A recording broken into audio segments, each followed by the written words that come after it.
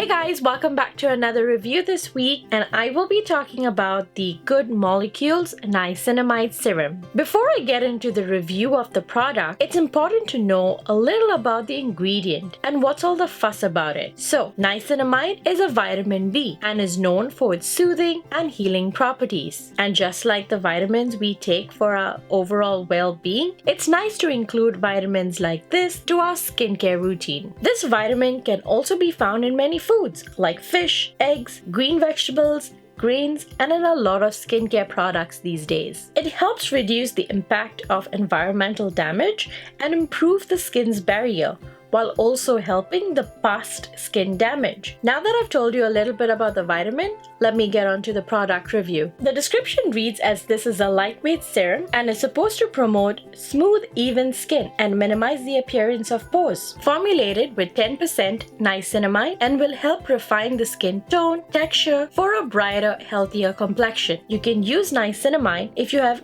any kind of redness, hyperpigmentation, large pores, eczema. It keeps the skin looking healthy and smooth. It comes in a 30 ml dropper bottle, which is priced at $6 and has a pH of 6.9 and is also fragrance-free. Good Molecules is cruelty-free and never test on animals. I'll add the ingredient list here for you to read, and you will notice that niacinamide is the second ingredient. Now coming to my thoughts on this serum, I really like the texture. It's really lightweight and sinks into the skin within a few seconds and works really well with my other skincare and makeup products. I've used this on my combination skin in the summer and my dry skin in the winter, and this serum has worked really well on both these skin types. What I noticed during the summer is that it helped keep the greasiness on my cheeks at a minimum and left the skin with a fresh and healthy look. During the winter, it worked as a light moisturizer under my hydrating foundation and sunscreen, and I really liked how my skin felt when I used it regularly. Another tip when layering products one after the other, I would say give it about 30 seconds to a minute for the serum to absorb into the skin, and then layer your next ingredient like your moisturizer or your sunscreen. But I think I see me using it more when I do have my combination skin and